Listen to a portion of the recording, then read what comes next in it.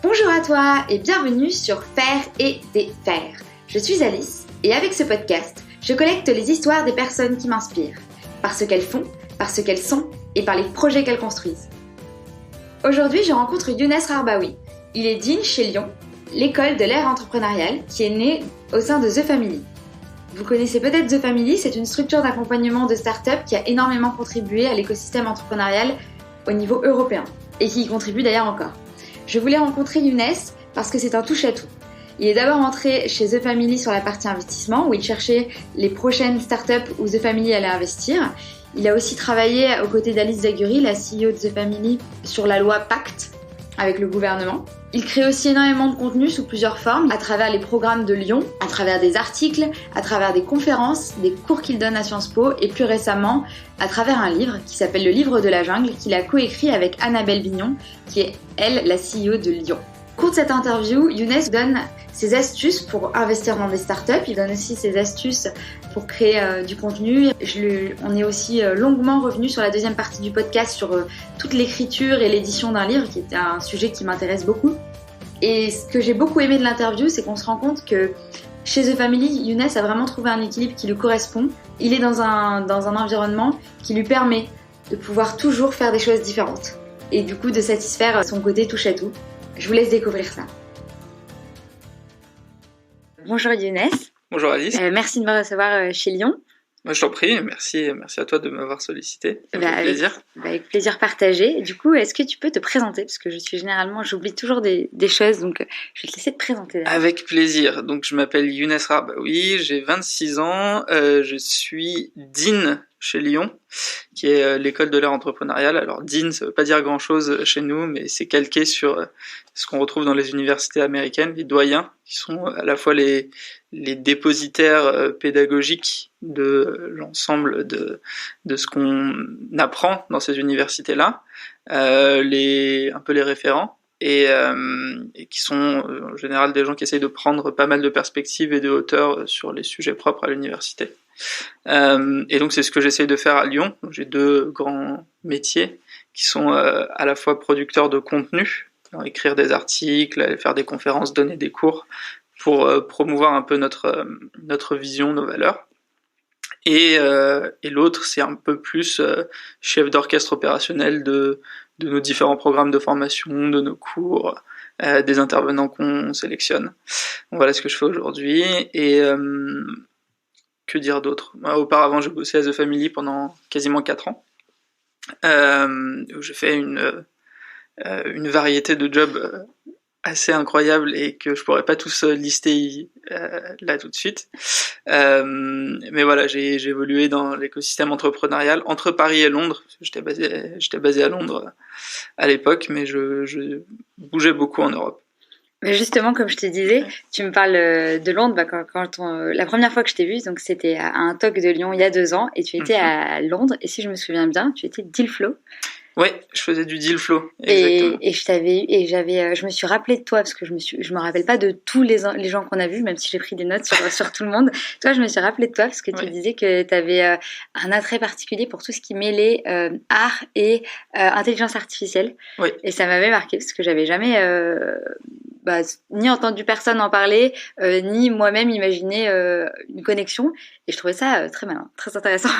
Et du coup, je me suis rappelé de ça. Et par contre, je suis pas sûre d'avoir bien compris ce que c'était déjà à l'époque deal flow. Ce que c'était le deal flow. En fait, le deal flow, c'est un truc qu'on retrouve dans les fonds d'investissement et dans les sociétés qui font de l'investissement. Okay. Donc leur métier, c'est de déployer de l'argent qu'on leur confie dans un type d'actif en particulier. Et donc une société de gestion, comme à peu près tous les grands fonds d'investissement de la place parisienne ou ailleurs, vont chercher à avoir un deal flow qui est large, c'est-à-dire à avoir plein d'opportunités d'investissement potentiels et en sélectionner parmi ces investissements potentiels quelques-uns. The Family, c'est une société d'investissement qui est un peu particulière puisqu'elle n'investit pas de capital, mais plutôt du temps qu'on passe avec les entrepreneurs pour faire décoller leurs projets. Et donc, elle se place en amont des tours de levée de fonds successifs en général. Et le deal flow, le but, c'est de voir passer le plus d'entrepreneurs possible.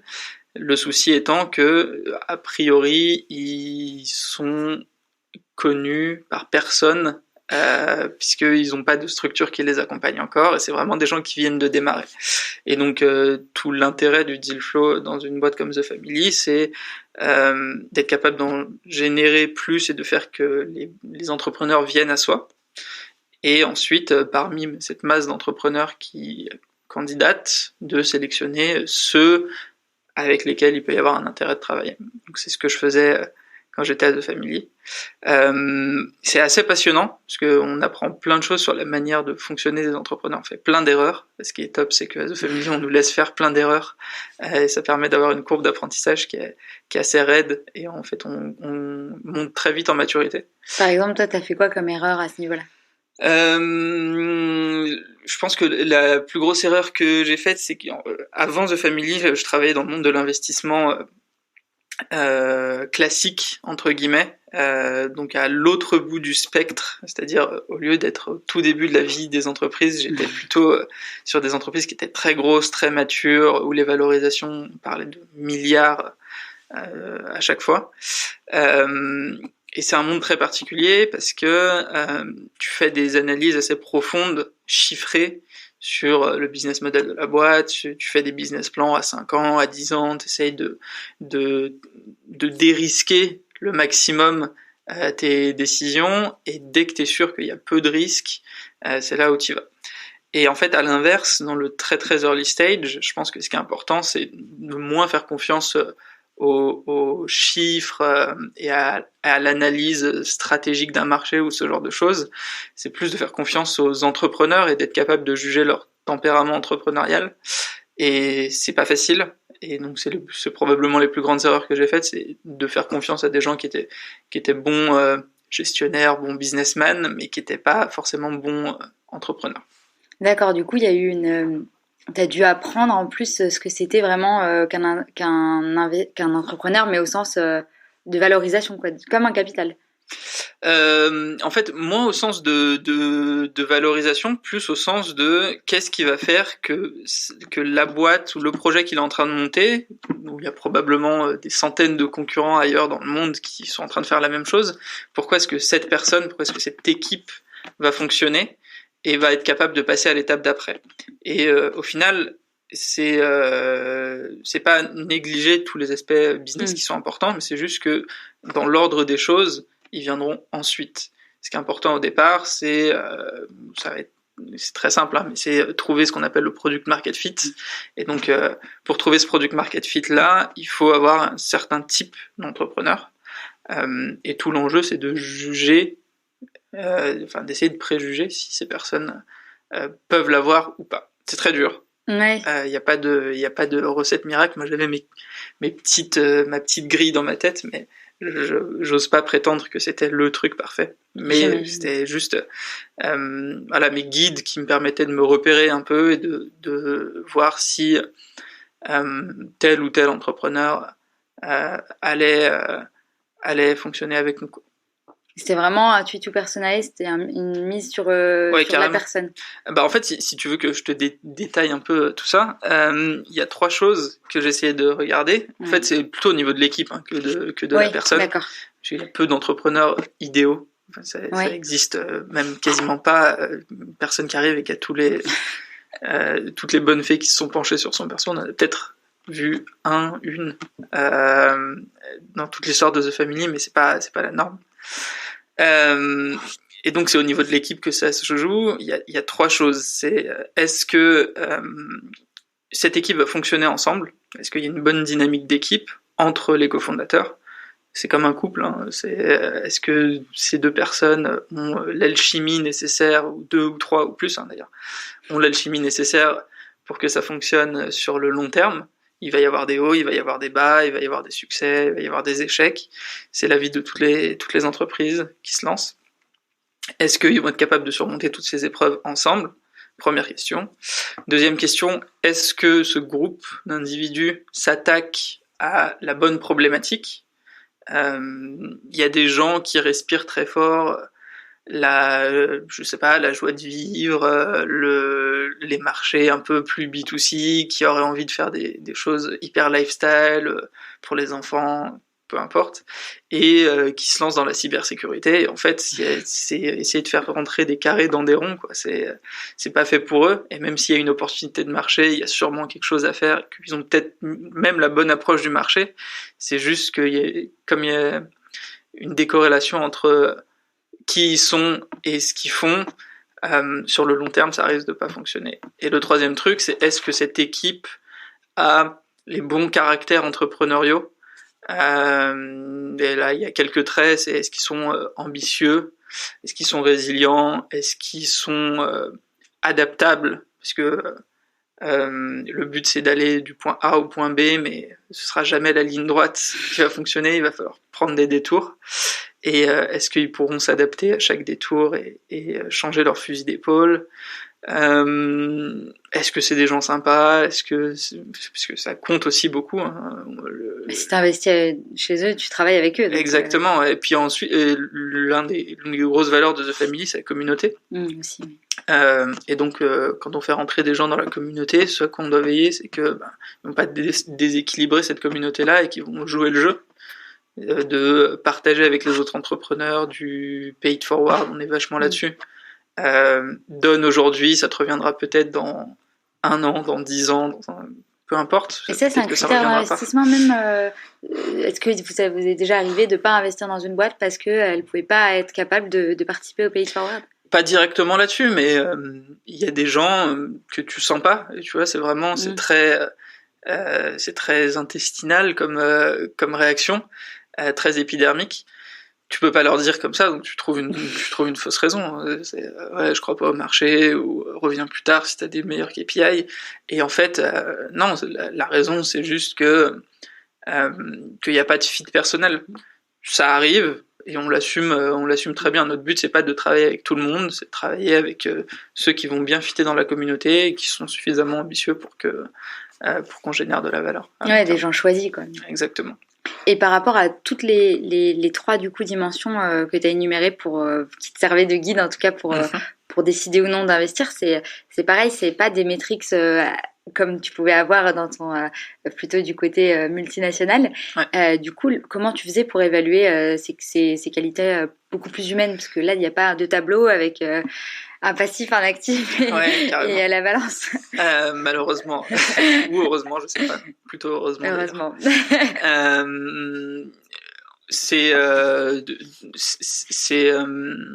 Il y a 2 choses. D'abord, c'est un processus où on fait beaucoup d'erreurs, encore une fois. On apprend au fil de l'eau à repérer les tempéraments, à se dire j'aurais pu prévoir qu'avec telle personne ça allait pas fitter parce que la première fois où on s'est vu, il m'a dit ça, ou il s'est passé telle chose. Ensuite, c'est surtout des conversations, en fait. C'est écouter les gens, essayer de leur faire dire pourquoi est-ce qu'ils ont envie de se lancer sur ce projet, plutôt que pourquoi est-ce que ce projet est trop cool.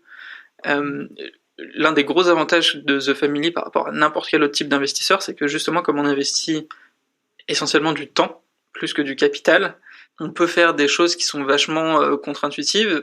Par exemple, décider de bosser avec un entrepreneur parce qu'on le trouve trop cool, même si on trouve que son projet est pas top. Parce que sur son projet pas top, si c'est un grand entrepreneur, un mec génial, il va s'en rendre compte, pivoter, et donc redresser la barre du projet qu'on trouvait pas top. Ou alors il va se prendre un mur, et puis on sera là pour l'accompagner pour son 2e, son 3e, son 10e projet, peu importe. Mais c'est un jeu qui est très très long terme. Et c'est un jeu auquel on peut se permettre de jouer parce que c'est pas du capital qui est sur la table, c'est essentiellement de l'accompagnement humain. Et donc tu vois, tout s'inscrit dans cette perspective de faire rentrer des gens dans la communauté avec qui on a envie de bosser. Et peu importe que ce soit le projet maintenant à l'instant T, avec les bonnes métriques, le bon actif, le bon passif, et tous ces critères importants, mais secondaires à ce moment-là de l'aventure entrepreneuriale. Ok. Et qu'est-ce qui a fait du coup que tu as arrêté de faire ça?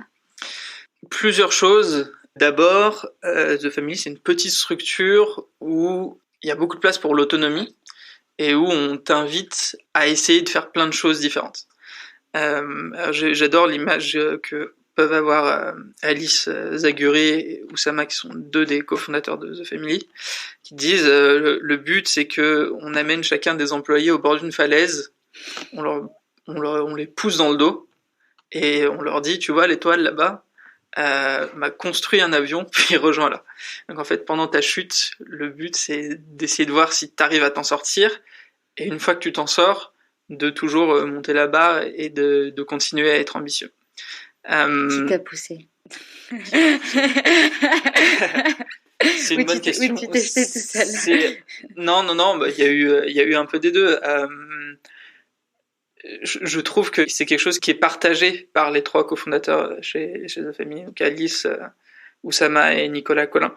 C'est qu'ils ont cette tendance à la décentralisation assez simple. Et en fait, s'ils te confient une tâche, le but c'est que tu la gères dans son entièreté.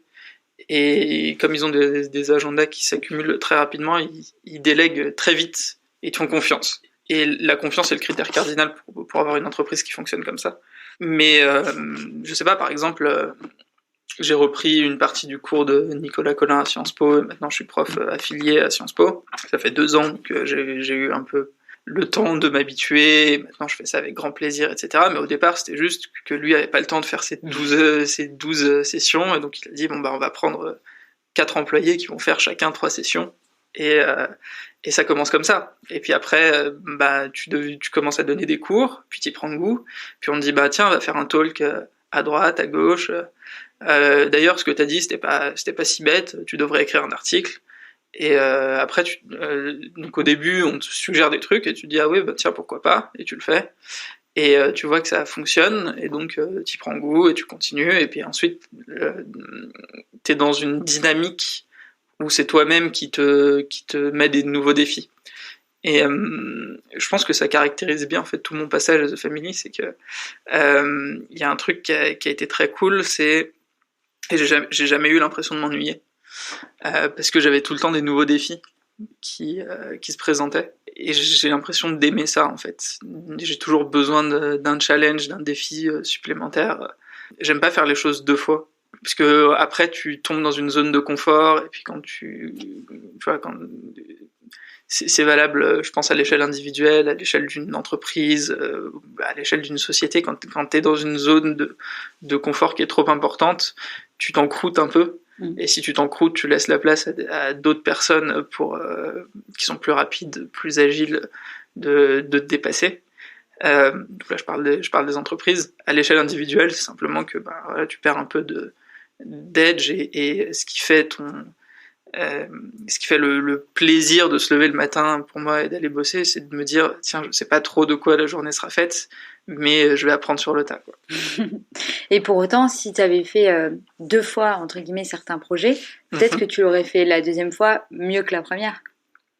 Enfin, en tout cas, c'est plutôt ça que l'entreprise classique promeut, c'est faisons faire des choses aux gens qui ont l'habitude de les faire, parce qu'ils seront plus rapides, ils seront meilleurs, ils seront experts.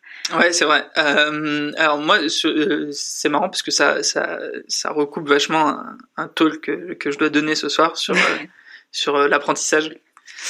Et moi, je le vois de 2 façons. En fait, je suis hyper curieux, et donc idéalement, j'aimerais être un généraliste, quelqu'un qui fait 1 fois chaque truc. C'est pas vraiment possible de vivre comme ça. En tout cas, je sais pas si c'est facile de trouver un domaine où tu peux être un véritable généraliste. Et puis t'as les gens qui ont une expertise, qui creusent très profondément un sujet. Et donc, si tu peux voir le généraliste comme quelqu'un qui est vachement horizontal, et l'expert comme quelqu'un qui est vachement vertical. Et c'est un employé de The Family qui m'avait montré un peu cette théorie qui s'appelle le T-shape. Je sais pas si tu en as entendu parler. Comme ça me dit rien. En fait, le T-shape, l'idée c'est de dire que tu peux avoir une barre de compétences très horizontale où tu vas toujours chercher à découvrir de nouveaux domaines et à faire de nouvelles choses, parce qu'elles vont adjoindre à tes compétences existantes, et en fait tu vas continuer à élargir ton spectre de compétences, et en choisir 1 ou 2 où tu vas creuser et où tu vas véritablement devenir expert. Et en fait, ça te fait des compétences en forme de thé. C'est ce vers quoi je pense qu'il faut tendre aujourd'hui. Je pense que ça je le pense à titre personnel, mais je le pense d'une manière plus globale. L'une de nos grandes convictions à Lyon, c'est qu'on vit à l'ère qui est l'ère entrepreneuriale. Ce qu'il ne faut pas comprendre de travers à dire que tout le monde doit devenir entrepreneur. Ouais. Je ne pense pas que ce soit le cas. En revanche, que chacun, pour retrouver plus de sens, pour retrouver une dynamique d'action à son petit niveau, quel que soit le type d'organisation dans lequel on bosse, hein, c'est valable pour une administration, une grande entreprise, une start-up, une asso, peu importe. Mais pour se sentir épanoui dans son travail, trouver un peu de sens et être porteur un peu de changement, il peut adopter des principes entrepreneuriaux, l'état d'esprit, la façon de penser d'un entrepreneur, et ensuite les compétences, etc. en découlent. Et les entrepreneurs ont cette faculté à être vachement T-shape. Et ce qui est marrant, c'est qu'ils changent leur expertise en fonction du moment de la boîte. Et c'est même nécessaire.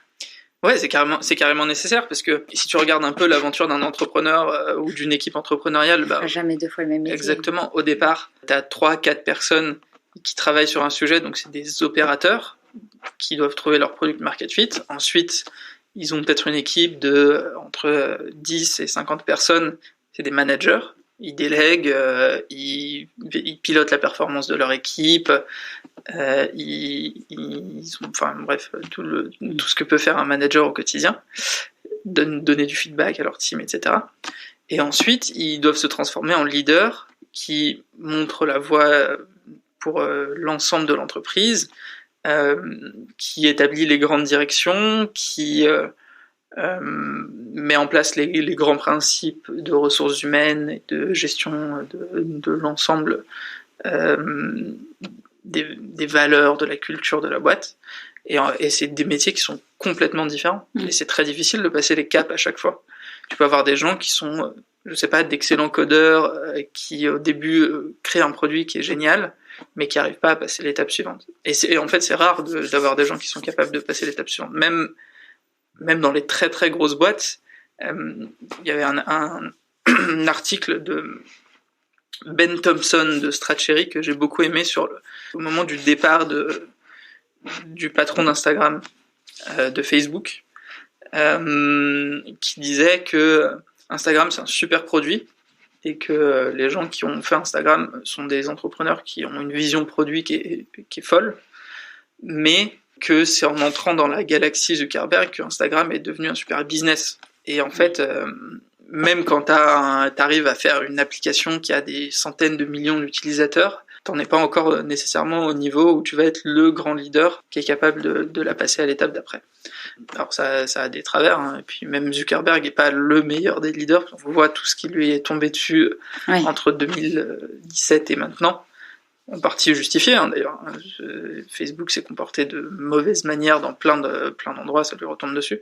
Mais c'est vachement difficile de passer tous ces caps successifs si t'es vraiment ambitieux. Du coup, je t'ai fait digresser, mais c'était pour partir pour comment justement t'as plus été, dites-le, et t'es passé du coup chez Lyon. Ouais. Il y a eu une transition, pas de transition, comment ça s'est passé? En fait, je pense qu'il faut simplement se réinscrire dans cette perspective de ce que je te disais tout à l'heure, qui est j'aime bien changer de défi régulièrement. Et mes derniers 5-6 mois The Family, j'ai eu l'occasion de bosser avec Alice Zaguri, la CEO, sur une mission assez particulière. C'était du lobbying, enfin pas vraiment du lobbying, mais on bossait avec le gouvernement, et le but c'était d'écrire un rapport pour le cabinet du ministre de l'économie en préparation de la loi Pacte. Donc, c'est le projet de loi de croissance, transmission des entreprises, qui est juste passé à l'Assemblée nationale il n'y a pas très longtemps. L'objet, c'était de découper les travaux préliminaires de cette loi en 6 volets. Et sur ces 6 volets, de les confier à des binômes qui étaient un parlementaire et un chef d'entreprise. Et donc Alice s'est vue confier l'un des sujets. Son sujet, c'était le financement de l'économie. Et donc c'était avec un parlementaire qui est député des Yvelines, qui s'appelle Jean-Noël Barrot. Ils formaient un binôme, et Alice a des milliers de qualités, mais elle a beaucoup de mal à plonger dans les notions économiques un peu denses. Et donc il lui fallait une sorte d'interprète, et elle m'a sollicité, puisque j'avais bossé dans les milieux financiers. Et voilà, on est parti un peu en exploration, tous les deux, d'un monde qu'on ne connaissait pas. On a vraiment eu l'occasion de rencontrer des gens haut placés dans le financement de l'économie, que ce soit la Banque de France, l'AMF, les grandes banques françaises, les grandes assurances, plein d'administrations diverses, des gens qui montent des entreprises aussi, des gens qui s'occupent directement du financement un peu à toutes les échelles. Parce que même si on parle de financement, le financement d'une entreprise, le fonctionnement d'une entreprise, les marchés financiers, c'est quand même très différent de trucs beaucoup plus macro que sont une économie, quoi. Ouais, carrément. En fait, le financement de l'économie, tu vas passer par les assurances vie, le rôle là-dedans de la sécurité sociale et du financeur, enfin des organismes qui collectent la sécurité sociale qui s'appelle la COS. Tu vas parler des poches d'épargne des Français et de où va l'épargne des Français. Enfin, il y a une complexité qui est très très très dense, et comment toutes ces poches d'argent circulent et finissent par aller se déverser dans les entreprises françaises. C'est ça l'enjeu, c'est de flécher, comme on appelle, les grandes masses d'argent vers certains produits d'investissement particuliers qui, eux, financent les entreprises. Et donc on a bossé là-dessus pendant 5-6 mois, on a rédigé le rapport. Et pendant tout ce temps-là, en fait, l'équipe de The Family s'est agrandie. Il y a des gens qui sont arrivés pour gérer le portefeuille, donc à la fois le deal flow, le suivi des boîtes, les levées de fonds. Et qui ont repris ce rôle avec beaucoup de brio, je dois dire. Et donc, après 6 mois assez intenses à bosser sur ces sujets gouvernementaux, ça s'est arrêté. Et pour moi, c'était le moment de réfléchir à quel allait être mon nouveau défi. Et c'est à ce moment-là où Annabelle Bignon, qui est CEO de Lyon, qui avait repris la tête de Lyon environ 9 mois auparavant, m'a dit, écoute, j'ai besoin de quelqu'un qui chapeaute un peu le contenu et la pédagogie de cette école, et je pense que ça pourra le faire avec toi. J'ai pas trop réfléchi, parce que en fait, de tout ce que j'avais eu l'occasion de faire à The Family, créer du contenu, partager ce que j'ai appris aux côtés des entrepreneurs était le truc qui m'enthousiasmait le plus. Et donc là, à Lyon, j'ai une plateforme qui est formidable pour le faire au quotidien. Et voilà un peu comment s'est faite cette transition. Chercher un nouveau défi, et en plus ça résonnait beaucoup avec ce que j'avais envie d'approfondir. Et avant, Lyon faisait partie de The Family. Oui. Et quand est-ce que ça s'est séparé? Parce que du coup, moi, je crois que quand j'étais à Lyon, c'était encore, ça faisait encore partie. D'ailleurs, c'était rue du Petit Musc. D'accord. Donc, je pense que ça faisait encore partie de The Family. C'était pas encore une entité. C'est une histoire intéressante. En fait, Lyon, on a commencé en mi-2016 environ. Et on a tenu plusieurs sessions sur notre programme historique, qui est le programme du samedi, gratuit. On sélectionne entre 100 et 150 personnes qui viennent pendant 8 semaines consécutives rencontrer des entrepreneurs, des employés de start-up qui leur parlent de l'écosystème. Et ça leur permet de faire leur transition au sein de cet écosystème pour devenir à leur tour des employés de start-up. Et ce qui s'est passé, c'est qu'après quelques sessions, on s'est rendu compte que la moitié des gens, entre la moitié et 2/3 des gens, allaient effectivement bosser en start-up, que y a toujours des gens que les entrepreneurs avaient tellement motivés qu'ils avaient envie de lancer eux-mêmes leur projet, et ça fait partie du jeu, on le sait. Et le dernier truc, c'était des gens qui nous disaient « Oulala, mais en fait, les startups, c'est pas du tout fait pour moi, c'est beaucoup trop chaotique, c'est risqué, ça me correspond pas.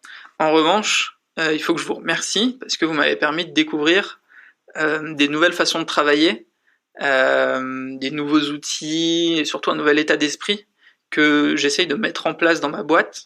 Et j'ai qu'un rêve, c'est que vous fassiez la même chose avec tous mes collègues. histoire qu'on puisse se comprendre et enfin aller de l'avant et faire accélérer un peu nos projets. Et c'est à ce moment-là où Lyon est devenu indépendant, parce qu'on s'est dit, en fait c'est vrai, si on veut être la véritable école de l'ère entrepreneuriale, ça ne veut pas dire que former des gens qui vont être employés de start-up, c'est former tous les travailleurs à la réalité de bosser dans un monde qui est plus entrepreneurial. Et il se trouve que ça correspondait bien avec le moment où on pouvait trouver un business model. Et donc, commencer à faire des formations qui étaient payantes, soit standard, avec des programmes prédéfinis, soit sur mesure pour les demandes de nos différents clients. Et aujourd'hui, on a bossé avec la majorité des boîtes dans le CAC 40, une trentaine sur les 40, avec plein de grosses ETI françaises, et on forme tous ceux qui, à l'intérieur de ces boîtes-là, veulent être porteurs du changement, veulent devenir des acteurs qui sont plus performants, plus efficaces, et qui veulent transformer en fait culturellement leur organisation. Et donc c'est grosso modo fin 2017 que Lyon a pris son indépendance. Et aujourd'hui, on a une super équipe de 12 personnes, on a nos propres locaux, on a des formations, une quinzaine de parcours différents. En ce moment, vous sortez un nouveau cycle de formation toutes les 2 semaines. Ouais, on essaye de garder cette exigence de toujours être dans le déséquilibre et dans le risque. Parce que je pense qu'on partage tous au sein de l'équipe, ce que je te disais tout à l'heure, c'est ce goût de l'inconfort. Parce que l'inconfort, ça te pousse à être un peu plus créatif et à tester des nouvelles choses, tout simplement. Et donc on tente plein de nouveaux trucs, on fait des événements. Parfois ça marche pas. Par exemple, j'étais très peiné de ça, mais on voulait faire une formation pour data scientist. Okay. Et en fait, on a mal ciblé le type de persona qui pouvait venir participer à cette formation. Donc au début, on pensait que ça allait être des étudiants en école d'ingé, en école de dev, qui voudraient découvrir un peu qu'est-ce qui se cache derrière le machine learning pour venir en faire leur métier. Et en fait, il s'est avéré que pas trop, puisque eux avaient pas trop de mal à l'apprendre par eux-mêmes. Et les quelques personnes qu'on a eues qui étaient intéressées, c'était plutôt des gens qui avaient des backgrounds marketing et qui avaient des grands jeux de données dans leur boîte, et dont l'enjeu c'était je vais devoir recruter 1 ou 2 data scientists bientôt, ou j'ai plein de données que j'exploite tant bien que mal, mais j'aimerais bien savoir le faire de manière plus systématique. Et donc voilà, on s'est planté, c'est pas grave, on va recalibrer tout ça et ressortir la formation plus tard. Et combien de temps vous avez mis à vous rendre compte que le persona était pas le bon? Environ, on se laisse des cycles de 1 mois. Okay. Donc on annonce la formation. C'est très fake it until you make it. Ça fait partie de nos grands principes. Donc on annonce qu'on sort une formation, on voit si les gens s'inscrivent, et puis après on réfléchit à comment est-ce qu'on l'a fait. Pas tout à fait, oui. Mais dans l'idée c'est ça. Dans l'idée c'est se laisser environ 1 mois, 1 mois et demi, 2 mois max pour voir si on arrive à générer de l'envie, des inscriptions. Et souvent c'est le cas, parfois ça l'est pas. C'est pas grave, ça fait partie du jeu, mais au moins on aura testé quelque chose de nouveau, et puis si ça prend, ça fait que élargir l'ensemble des possibilités parmi les parcours de formation qu'on propose. Ok. Et du coup, aujourd'hui, c'est quoi ce que tu fais au quotidien, par exemple ? C'est une très bonne question. Par défaut, je fais du contenu. Okay. C'est-à-dire que si mon agenda est vide, je réfléchis à quel article est-ce que j'ai envie d'écrire, à un prochain talk que j'ai envie de faire. Et j'ai tout le temps un backlog de, je sais pas, entre 20 et 50 articles que je dois écrire. Donc je m'ennuie jamais, j'ai tout le temps de la réflexion. Et ça veut dire être dans la production évidemment, mais en fait c'est aussi être beaucoup alerte. Donc je lis beaucoup, je me renseigne, je m'informe, je participe à des événements, je vais voir un peu ce qui se passe à droite à gauche. simplement pour être toujours dans le jus. Donc pour éponger l'information. Exactement. Et après, moi, je suis en support de mon équipe. C'est-à-dire qu'on construit des parcours pédagogiques sur mesure pour nos clients, qu'on a parfois besoin de créer une nouvelle page pour décrire exactement ce qu'il va y avoir dans une nouvelle formation, de sélectionner des nouveaux intervenants parce que sur ce parcours-là, on n'a pas encore déterminé qui allait être la bonne personne pour venir parler de ce sujet-là. Et donc, je suis amené à faire du commercial, de l'ingénierie pédagogique, de l'opérationnel, un peu tout ce dont il y a besoin pour que la machine tourne ici. Et donc, mes journées sont souvent ne se ressemblent pas. C'est plutôt bien. Ouais, c'est plutôt bien. Moi, ça me plaît. Mais pour répondre à ta question, je dirais que la moitié du temps, je fais du contenu et que l'autre moitié du temps, un amas de choses qui nous permettent de faire des super formations. Ok.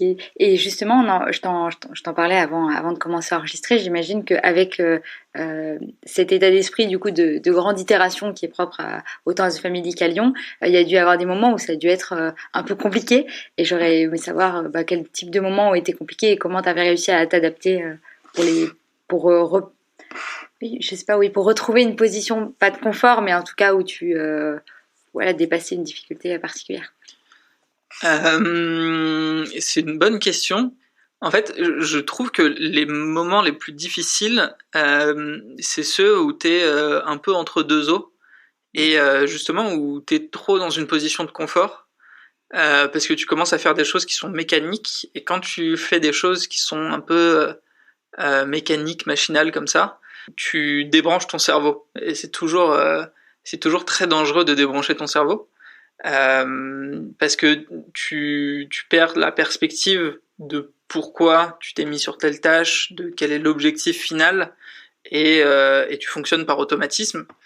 Et en fait, c'est sympa parce que tu vas plus rapidement, mais t'as tendance à moins prendre de recul et moins t'interroger. Et en fait, c'est un peu des moments où moi j'avais le plus de blues.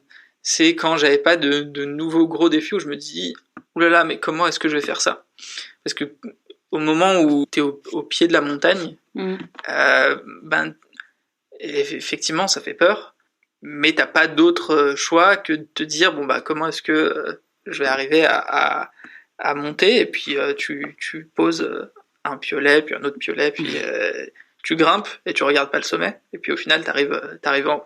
Puis quand t'es en haut, t'as l'impression d'avoir accompli quelque chose, c'est sympa, mais le but c'est de te dire où est la prochaine. Et donc le rebond pour moi c'est souvent de chercher le prochain gros challenge, plus que dans les moments d'adversité me dire oula ça va pas du tout, parce que ça arrivait que ça aille pas du tout, et ce que tu fais dans ces cas-là c'est que tu rétrécis le scope, tu divises un peu toutes les tâches à accomplir, t'en parles, soit aux gens qui te managent, soit aux gens de ton équipe, soit à des gens qui peuvent te soutenir parmi tes proches.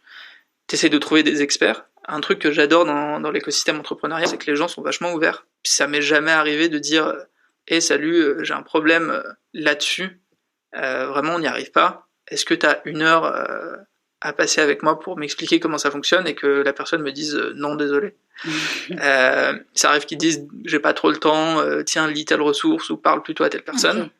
Mais ça te permet d'avancer, et en fait dans toutes ces situations d'adversité c'est stimulant parce que t'apprends, et les moments les plus durs c'est toujours les moments où t'apprends pas, où t'as l'impression de stagner quoi, dans ma perspective. Ouais, c'est intéressant. Et du coup, t'as toujours rebondi, quoi. Ouais, j'essaye. Oui. Et du coup, une des dernières choses desquelles je voulais que tu me parles, c'était le livre. Ouais. Le livre que tu as sorti du coup avec Annabelle il y a quelques mois. Ouais, le 9 janvier. C'est ça, ouais. Et du coup, j'aurais aimé que tu me racontes un petit peu l'histoire de ce livre. C'est une super histoire. Ce qui s'est passé, c'est que quand Lyon a eu 2 ans, on a proposé aux gens qui faisaient la formation du samedi de tester l'appétit de lecteurs potentiels pour un produit Lyon. On a appelé ça lecteur, mais l'idée c'était de dire aux gens qui participaient à notre formation du samedi, bon voilà, on a tout ce contenu qu'on a accumulé depuis 2 ans, c'est super, vous en conviendrez avec nous. On est sûr que ça peut intéresser plein de monde. Le format qu'on aimerait bien faire, c'est un livre. Maintenant, on ne sait pas si ça vaut le coup de se lancer dans l'écriture de quelque chose. Donc essayez de nous prouver qu'il y a une demande pour un tel livre, et puis on verra si on le fait. Encore une fois, hein, c'est très fake it until you make it. C'était un super projet. Ouais. Et donc on a les équipes qui se sont lancées, 4-5 équipes ont choisi ce projet-là, se sont lancées, et le but c'était de les mettre en concurrence. Hein. C'était de trouver l'équipe qui allait avoir le plus de sign-up et le plus de demandes pour le livre. Et ce qui s'est passé, c'est qu'il y a une équipe qui a un peu dépassé toutes nos attentes et qui s'est dit, en fait, on va le prévendre. Comme ça, ce sera fait. Et, vous n'avez plus le choix maintenant. Exactement. Et on n'a plus eu le choix. Et donc, quand on a vu que ça commençait à bien prendre, on a dit à toutes les équipes, ok, maintenant le défi, c'est de faire en sorte que le plus de gens précommandent le bouquin. Et on a eu 927 personnes qui ont précommandé un exemplaire d'un livre qui n'existait pas. Sur un pitch qui devait faire une 15aine de lignes et un titre qui s'appelait Le livre de la jungle parce qu'on trouvait que c'était cool et que comme on s'appelle Lyon et que le lion c'est le roi de la jungle et que voilà c'était sympa comme titre. Et après c'est une aventure encore plus folle. On a une éditrice qui nous a contactés, que je salue au passage, Julie Robert chez Duno. Qui nous a contacté en disant j'ai vu passer votre projet, c'est tellement dingue, ça n'existe pas dans le monde de l'édition de faire des précommandes et des préventes, faut absolument qu'on bosse ensemble. Et à ce moment-là, on hésitait encore à bosser en indépendant, donc à auto-publier le livre ou à bosser avec un éditeur. Et en fait, on s'est rendu compte que si on voulait avoir un véritable écho et se faire entendre au-delà du petit microcosme entrepreneurial et de notre communauté, on avait intérêt à aller à travailler avec un éditeur, et puis en plus ça permettrait de faire un ouvrage de qualité, un bel objet, quelque chose qui donne envie.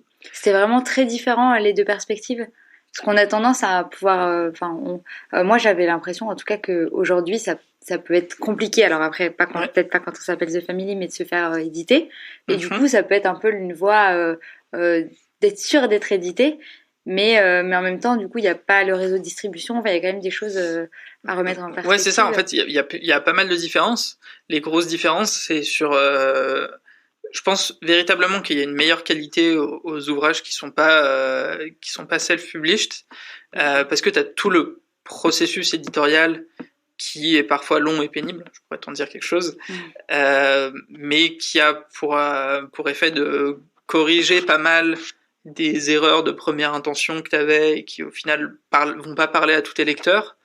T'as l'aspect qualité sur la maquette, le fait de produire un objet qui ressemble un peu, le livre de la jungle, ça ressemble un peu à un textbook, c'est un livre un peu académique, scolaire. L'idée qu'on avait, c'était de faire un consultor, c'est les livres de stratégie d'école de commerce, un peu classique, faire un bouquin comme ça, une bible. Voilà, une bible. Et donc tu gagnes en qualité, et puis après tu as accès à des canaux de distribution auxquels tu n'aurais pas accès autrement. On a été hyper bien accueillis dans les Fnac, ce genre d'établissement, les Cultura, des sites et tout. Et c'est sûr qu'en auto-publiant, on n'aurait pas eu cette occasion-là. Et la réalité, c'est aussi que pour parler à des cibles type entreprise du CAC 40, le fait d'avoir le sceau d'une grande maison d'édition qui nous a fait confiance pour publier un ouvrage, ça donne de la crédibilité, et c'est aussi ce dont on avait besoin en publiant ce livre-là. Donc voilà pourquoi on a fait le choix de bosser avec un éditeur. Je suis curieux quand même de savoir ce que ça fait de self-publish quelque chose. Je n'exclus pas de le faire dans un futur moyen terme. pas tout de suite en tout cas. mais j'aimerais bien tester la chose. Mais je pense que ça fonctionne mieux pour un truc que tu veux de toute manière un peu plus confidentiel, que tu as envie de partager avec ton lectorat, avec ta communauté, et sans nécessairement que ça prenne au-delà dans des mannes un peu inattendues de lecteurs. Et comment on écrit un livre alors ? Je le savais pas. Justement, c'est pour ça que je t'ai posé la question. Je me suis dit que écrire un livre, c'était comme écrire plein de longs articles. Et c'est pas tout à fait vrai. Mais étant assez scolaire par nature, je me suis dit je vais commencer par écrire un plan et poser un peu la structure de ce que j'ai envie de raconter. Et ce qu'on avait vendu sur le pitch, c'était les meilleures histoires des entrepreneurs.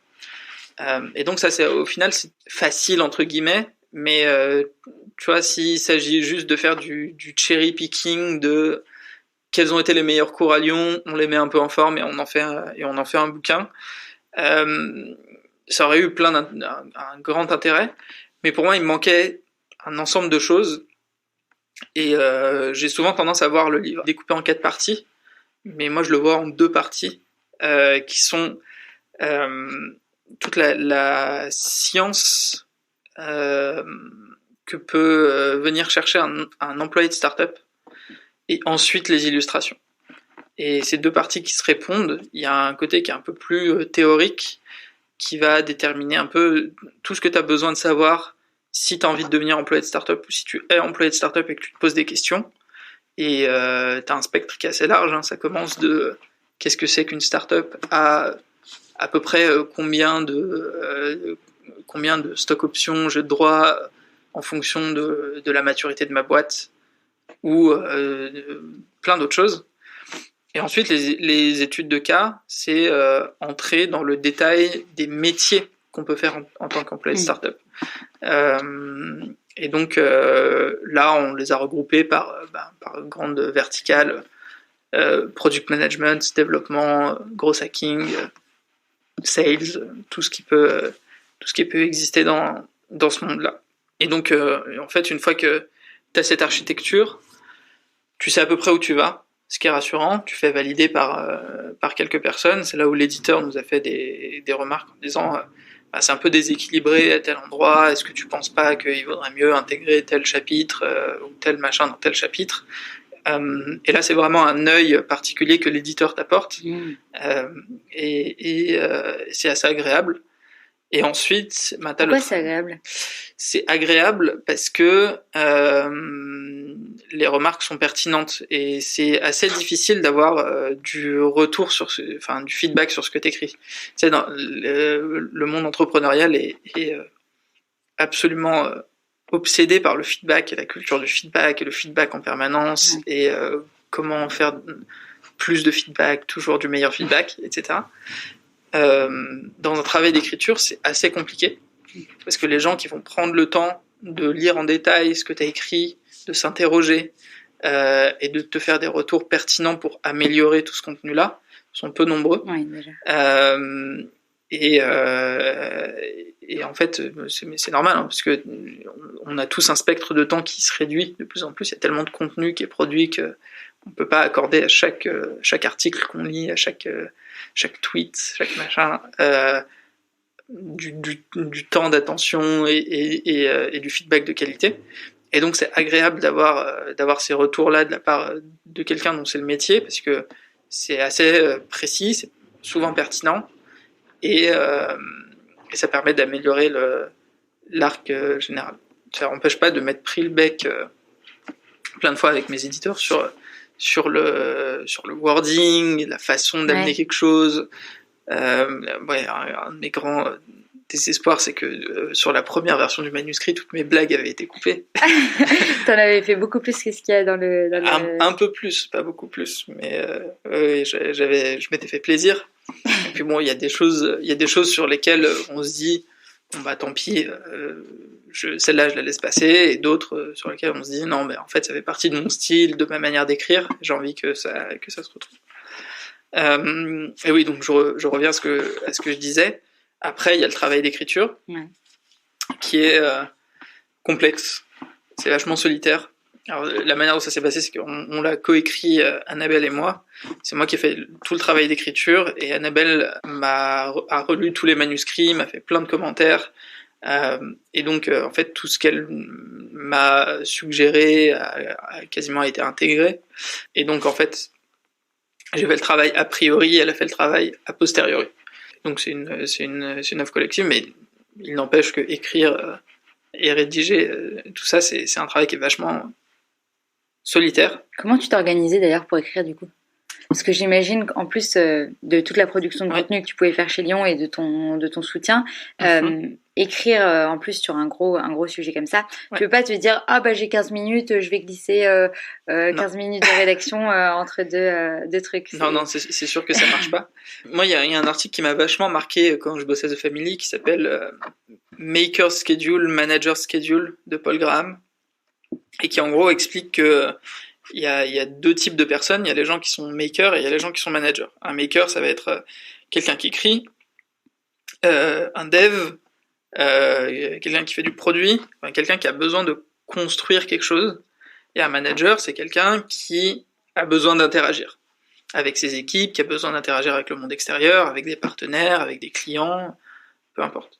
Le but du manager, c'est de rationaliser au maximum sa journée, donc de faire plein de petits intervalles de une demi-heure ou de 1 heure. Et le but du maker, c'est d'entrer dans un processus créatif. Donc pour entrer dans ce processus créatif, il faut au moins une demi-journée, voire une journée. Et ce truc-là m'avait marqué, j'avais toujours essayé de m'organiser en me disant, est-ce qu'aujourd'hui, je suis dans le making ou est-ce que je prends des rendez-vous ? Et je m'organise encore comme ça aujourd'hui d'ailleurs. Si je veux écrire quelque chose, en général, je suis pas ici, je suis chez moi, concentré et je focus.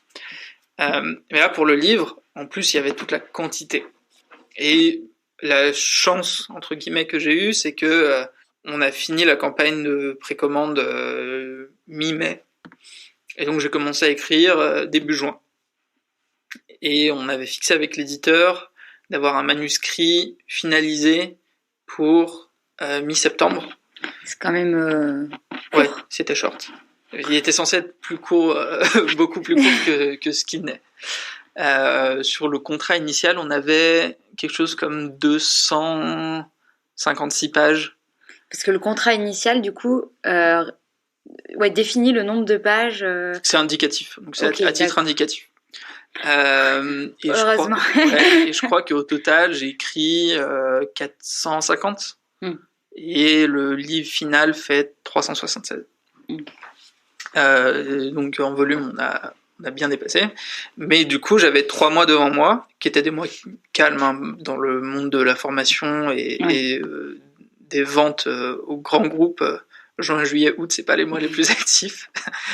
Et du coup, j'ai libéré tout mon calendrier pour ne faire que ça. Et donc, j'ai passé vraiment 3 mois full-time là-dessus.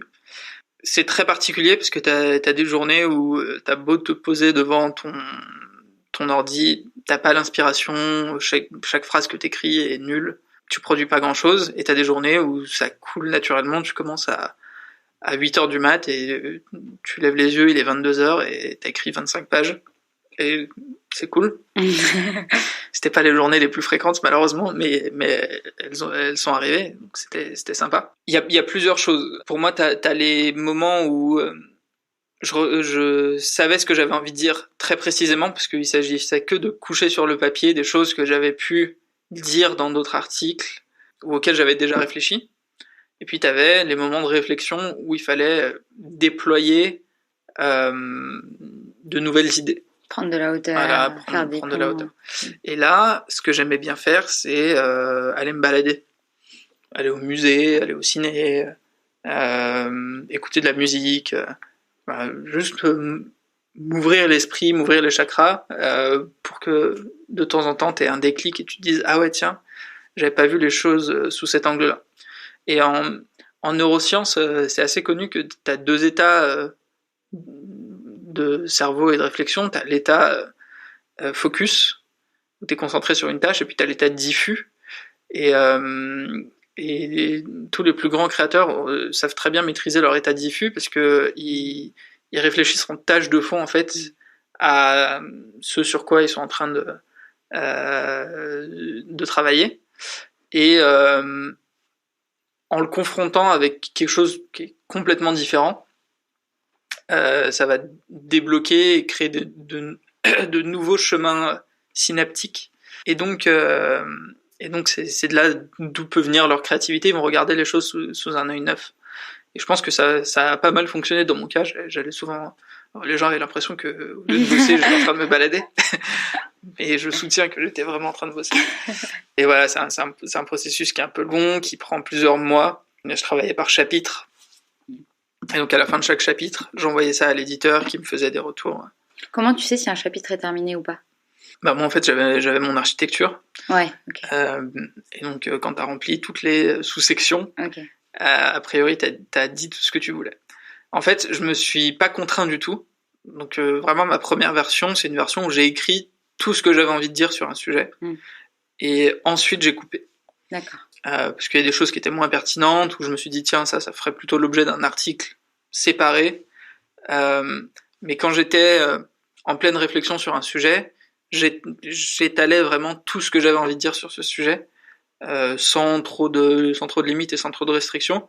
Et donc, en fait, c'est plus un sentiment à la fin du chapitre d'avoir dit tout ce que tu avais envie de dire sur tel sujet. Okay. T'as pas il faudrait encore que je parle de ça, j'ai pas réussi à caser tel truc. Quand t'as casé tout ce que tu avais envie de caser, là t'as fini ton chapitre. Ok. Et pareil pour l'inspiration, parce que tu disais, oui, il y avait des journées où ça coulait bien et d'autres pas du tout. Mais pour autant, tous les jours, tu devais un petit peu y revenir. Et est-ce que le fait... est-ce que finalement, c'est aussi la discipline de devoir travailler dessus tous les jours qui a permis qui t'a entraîné à avoir peut-être plus de journées productives? Est-ce que c'est la discipline? Oui, t'es obligé de faire preuve de discipline quand t'as aussi peu de temps pour produire ce genre de résultats. Mais je dirais que en fait c'est à toi de te l'imposer. Il y a des jours où je sentais juste que j'avais pas envie. Et tant pis, j'allais faire autre chose puisque je savais que ça allait mener à rien de m'obstiner.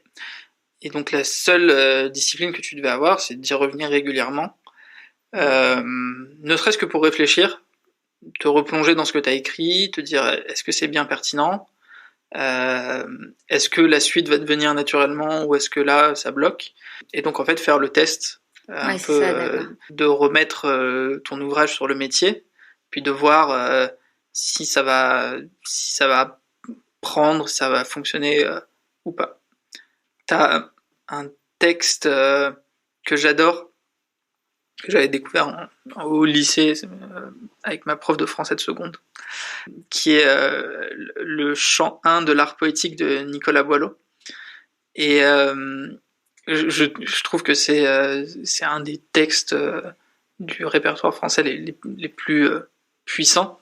Si on veut créer quelque chose, quoi que ce soit une œuvre d'art, que ce soit écrire un article, même monter une boîte, il y a plein de super conseils dans ce texte.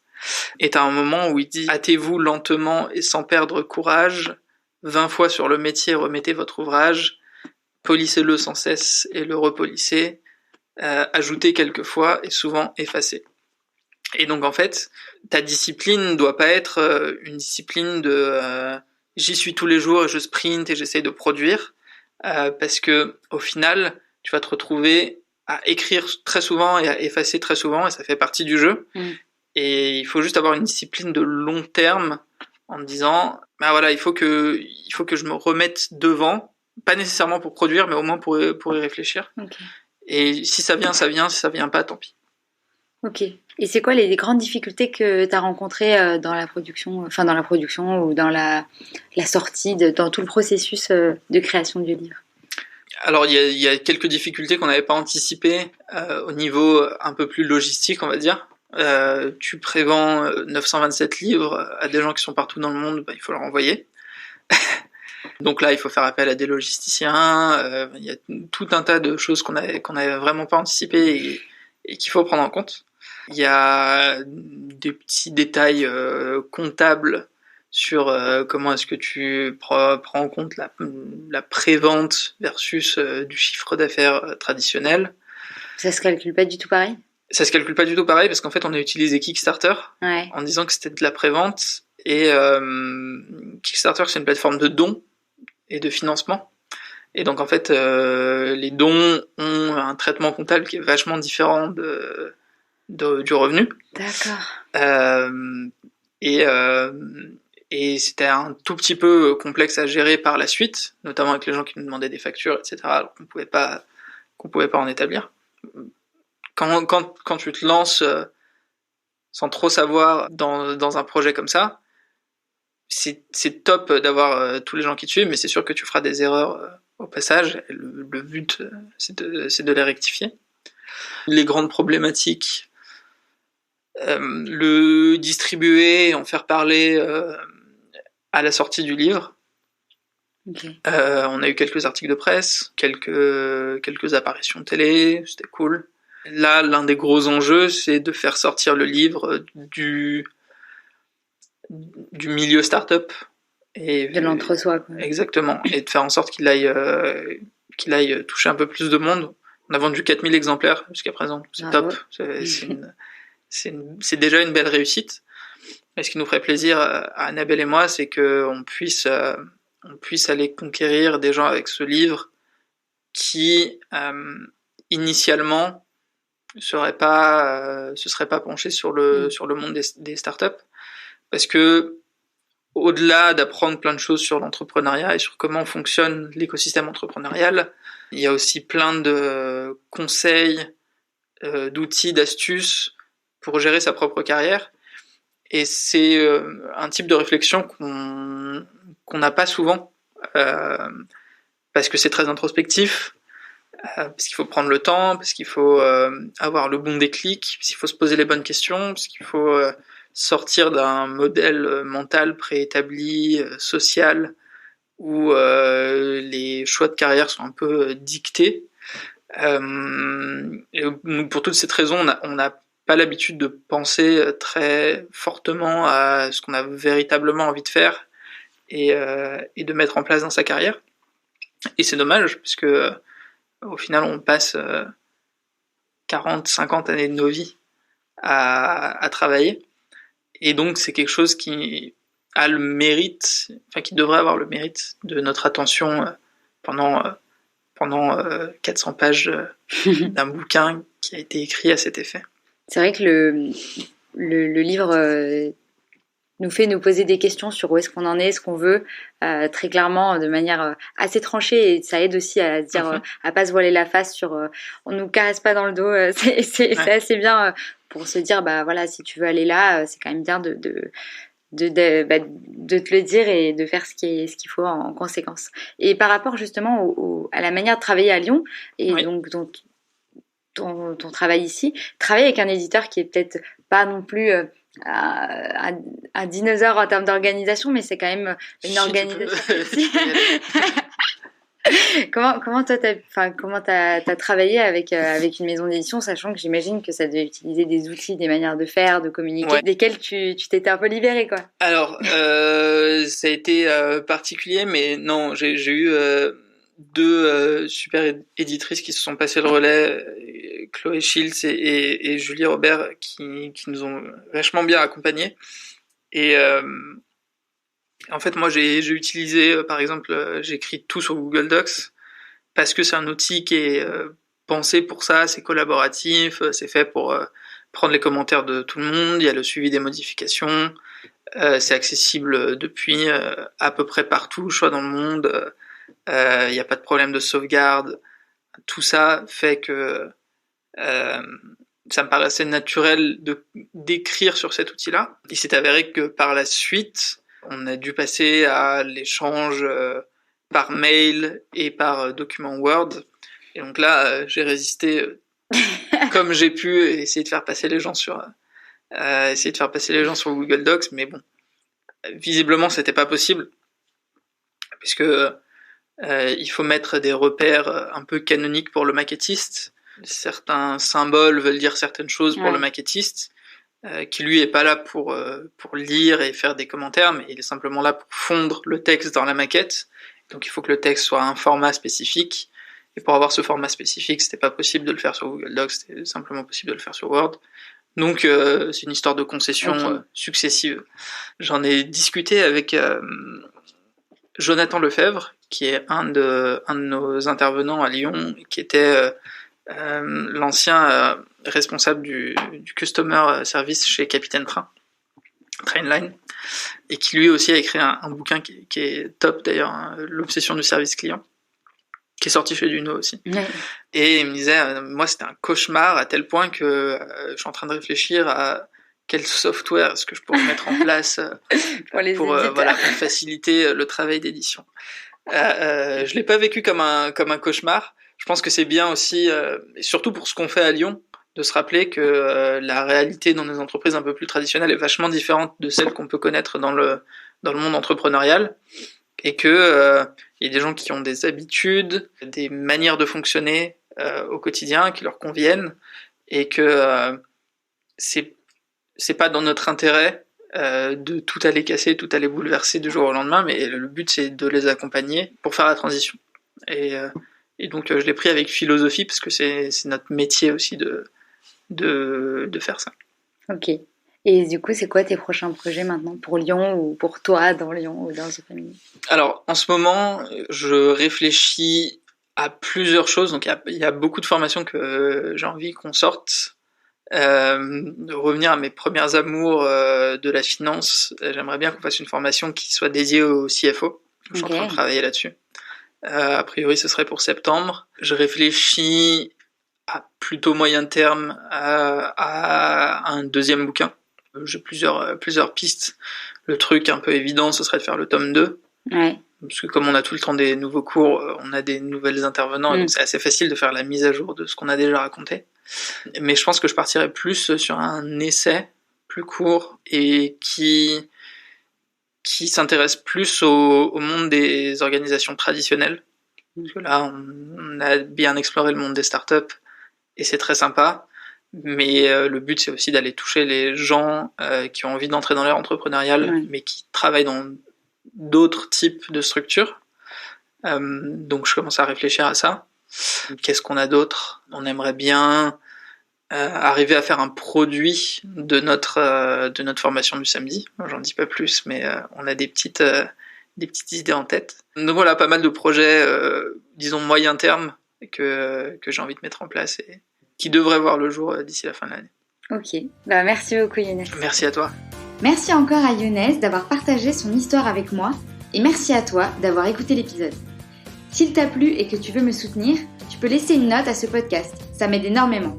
Tu peux aussi t'abonner pour être notifié de la sortie d'un nouvel épisode. Passe une très belle journée et on se retrouve dans le prochain épisode.